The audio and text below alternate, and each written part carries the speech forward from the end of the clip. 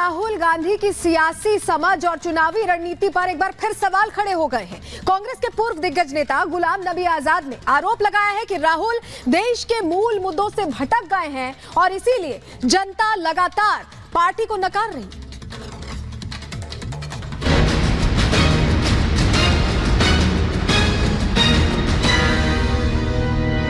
राहुल गांधी पर भड़के गुलाम नबी भारत जोड़ो यात्रा पर ही उठाए सवाल। भारत नहीं, पहले पाकिस्तान को जोड़े राहुल।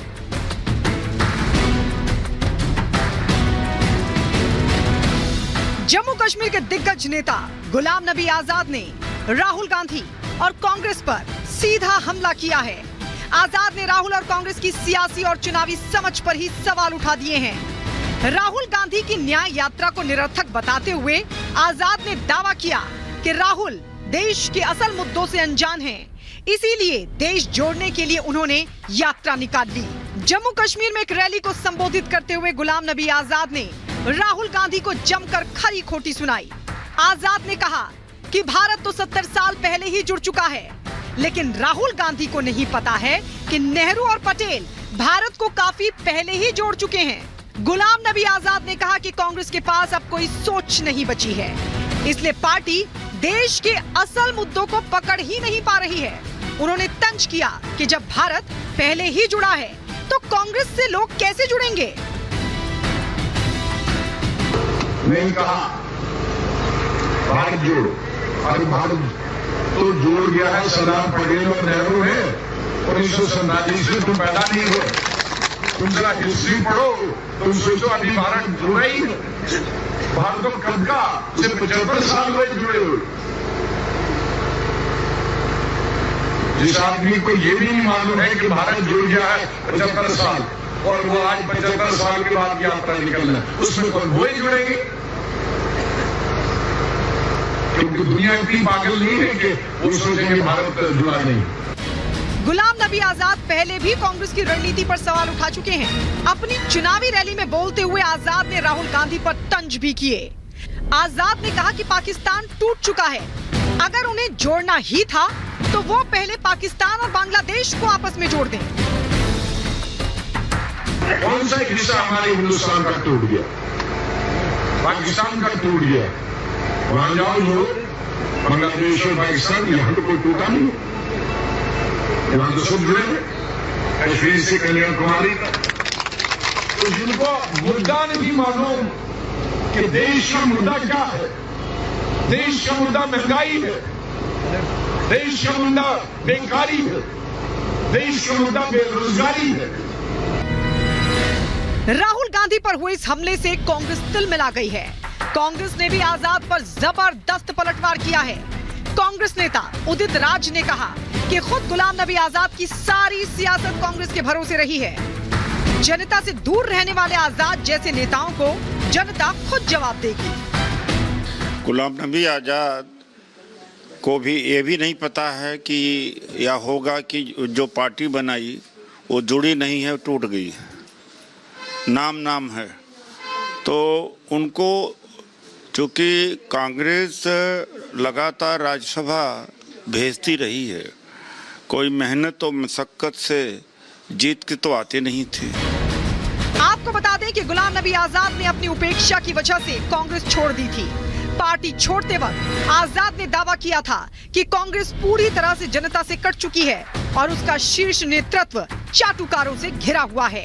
अब आजाद अपनी पार्टी बनाकर जम्मू कश्मीर में चुनाव लड़ रहे हैं। जम्मू कश्मीर में उनका मुकाबला उनकी पुरानी पार्टी कांग्रेस से भी है, इसीलिए कांग्रेस और उनके नेताओं के खिलाफ आजाद मोर्चा खोले हुए हैं। Bureau report, Republic Bharat. और इसी बीच आपको बता दें कि तिहाड़ में केजरीवाल से मिले हैं भगवंत मान। पंजाब के सीएम भगवंत मान अरविंद केजरीवाल से कहा कि बीच में शीशा रखा गया था और उनको एक दूसरे के चेहरे भी साफ साफ नहीं दिखाई दे रहे थे। ये भगवंत मान मिलने के बाद कह रहे हैं बीजेपी को ये बहुत महंगा पड़ेगा। ये भी कह रहे हैं, धमकी देते हुए यहां पर नजर आए। स्कूलों और बिजली की जानकारी भी ली है। तिहाड़ में केजरीवाल से मिलने पहुंचे भगवंत मान, मिलते समय बीच में शीशा रखा गया, ये वो बता रहे हैं। हमारे चेहरे भी साफ नहीं दिख रहे। आइए सुनते हैं। क्योंकि अरविंद केजरीवाल जो कट्टर ईमानदार है, जिसने पारदर्शिता की राजनीति शुरू की, बीजेपी की राजनीति खत्म की, उनको ऐसे ट्रीट किया जा रहा है। आज मुझे थोड़ा टाइम लगा अपने आप को संभालने में। एक सवाल है, आपकी पार्टी मैंने अरविंद जी से पूछा कि आप कैसे हो। उन्होंने कहा चलो मेरी चिंता मत करो, ये बताओ पंजाब का हाल कैसा है। पंजाब में स्कूल बन रहे हैं अच्छे, पंजाब में जो गेहूं की फसल को मंडियों में उठाने के प्रबंध हो गए अच्छे, पंजाब में जो आम आदमी क्लिनिक अच्छे चल रहे हैं, पंजाब में बिजली फ्री मिल रही है। क्योंकि हम लोग तो काम की राजनीति करते हैं, हम नाम की राजनीति नहीं करते। तो मैंने कहा जी बिल्कुल पंजाब भी अच्छा है। असम में जाके आया हूँ, गुजरात जा रहा हूँ, कल दिल्ली में भी प्रचार करूंगा, कुरुक्षेत्र गया हूँ। तो आम आदमी पार्टी जो है एक सोच का नाम है। अरविंद केजरीवाल एक व्यक्ति को तो गिरफ्तार कर लोगे, सोच को कैसे करोगे उसकी गिरफ्तार। तो शीशा रखा गया। मान ये कह रहे हैं हमारे चेहरे भी साफ नहीं दिख रहे थे, ये आरोप लगाए हैं। और इस पर भी एक तरह से आरोप की राजनीति चल रही है। मुलाकात के बाद हमारे सहयोगी जतिन हमारे साथ जुड़ रहे हैं, उनका रुख करेंगे। जतिन, आप हमें सुन पा रहे हैं? जी बिल्कुल, जी बिल्कुल बिल्कुल। जतिन, जिस तरह से ये मुलाकात हुई है, मुलाकात के दौरान भी वही एक कहा जाए कि एक तरह की चीज रिपीट हुई है कि फिर से आरोप लगे मुलाकात के बाद भी। मौका देखकर राजनीति करने का मौका छोड़ा नहीं जा रहा। आज बिल्कुल, हाँ बिल्कुल। देखिए 20 मिनट ये मुलाकात हुई, लेकिन जब भगवंत मान तिहाड़ जेल से बाहर निकलते हैं तो उनके हाथ में जेल मैनुअल था। वो बाकायदा उस जेल मैनुअल का एक तरीके से क्लॉज पढ़ते हैं और वही आरोप लगा देते हैं कि जब सोनिया गांधी जाती थी तिहाड़ जेल चिदम्बरम से मिलने के लिए तो सुप्रिंटेंडेंट के कमरे में मुलाकात कराई जाती थी। लेकिन आज जब दो सीएम यानी कि भगवंत मान खुद पंजाब के सीएम है, अरविंद केजरीवाल दिल्ली के सीएम है, लेकिन दो सीएम की मुलाकात होती है तो एक शीशे की दीवार के पीछे मुलाकात कराई जाती है। शीशा भी साफ नहीं था, वो चेहरा अरविंद केजरीवाल का अच्छे से देख नहीं पाए। शीशे के दौरान जब दोनों बात कर रहे थे तो फोन के जरिए बात कर रहे थे। तो इस तरीके का व्यवहार क्यों किया जा रहा है जेल प्रशासन से, इस तरीके के आरोप लगाते हुए भी नजर आए। लेकिन भगवंत मान का साफ तौर पर कहना है कि अरविंद केजरीवाल की सेहत ठीक है। वो जो भी भगवंत मान से बात कर रहे थे तो इंडिया अलायंस किस तरीके से प्रचार करेगा उसको लेकर बात कर रहे थे। लेकिन आरोप प्रत्यारोप निकलने के बाहर से ही शुरू हो गया और इस तरीके के एलिगेशंस लगा दिए गए कि पहले जिस तरीके से कराया जाता था, इस बार आम आदमी पार्टी के साथ एक अलग तरीके से व्यवहार जेल प्रशासन कर रहा है। लेकिन जेल प्रशासन का साफ तौर पर कहना है कि अगर आप जेल के अंदर आते हैं तो आपको जेल मैनुअल का पालन करना पड़ेगा। एडीजी स्तर की बैठक जब कराई गई थी भगवंत मान की मीटिंग से पहले, उसमें भी ये तमाम बातें बोल दी गई थी कि किसी भी तरीके बिल्कुल जतिन, जब सारी चीजें तय थी, मुलाकात कैसे होगी, क्या होगा, ये सारी बातें तो भगवंत मान को पता थी। लेकिन अब बाहर निकलकर किस तरह से बताने की कोशिश कर रहे हैं कि मुलाकात अच्छी नहीं रही है। बहुत बहुत धन्यवाद जतिन तमाम जानकारियां देने के लिए। और चलिए अब बात करते हैं हैदराबाद की। हैदराबाद में एआईएमआईएम नेता अकबरुद्दीन ने बीजेपी उम्मीदवार माधवी लता पर बड़ा हमला बोला है। वो ये कह रहे हैं कि ये तो अभी बच्ची हैं, जो करना है कर ले। तो अब देखिए कैसे दिलचस्प लड़ाई होती नजर आ रही है। हैदराबाद में माधवी लता को लेकर के अकबरुद्दीन का बयान सामने आया है, जिसे आना है आए, आप बच्ची हैं, कुछ नहीं कर सकती हैं। इस बार मुकाबला जनता और बीजेपी के बीच है। तो माधवी लता जिस तरह से कैंपेनिंग कर रही हैं, अल्पसंख्यकों के बीच जा रही हैं, ये क्या ओवैसी और अकबरुद्दीन को अच्छा नहीं लग रहा है जो इस तरीके से बयान अब दिए जा रहे हैं। ये कहा जा रहा है कि जिसे आना है आए, आप बच्ची हैं, कुछ नहीं कर सकती हैं। सुनिए क्या कहा।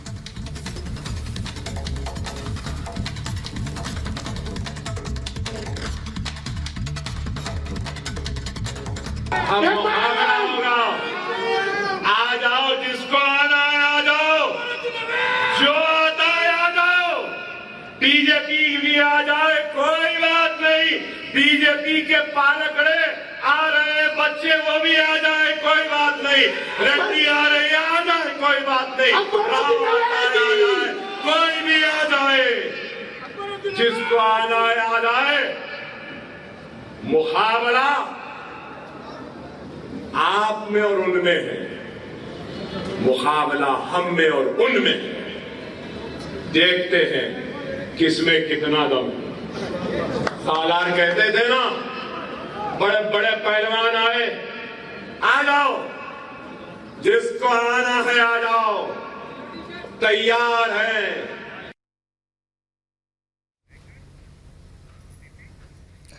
तो 4 दशक से हैदराबाद की राजनीति और सीट पर कब्जा जमाए ओवैसी परिवार के लिए इस बार मुसीबत खड़ी हो गई, क्योंकि बीजेपी ने एआईएमआईएम चीफ असदुद्दीन ओवैसी के खिलाफ माधवी लता को मैदान में उतार दिया है, जो हर मोर्चे पर असदुद्दीन ओवैसी को घेर रही है। स्पेशल रिपोर्ट इससे जुड़ी आपको दिखाते हैं।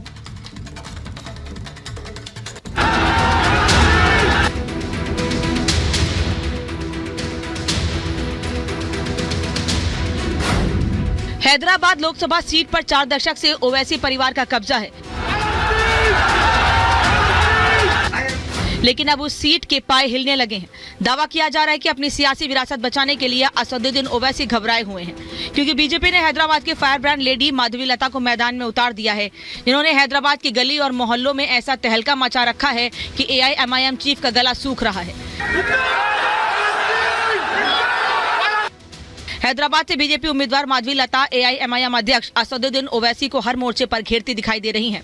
उन्होंने आरोप लगाया कि ओवैसी ने हैदराबाद के पसमानदा मुसलमानों को गुमराह कर बेशुमार संपत्ति बनाई है।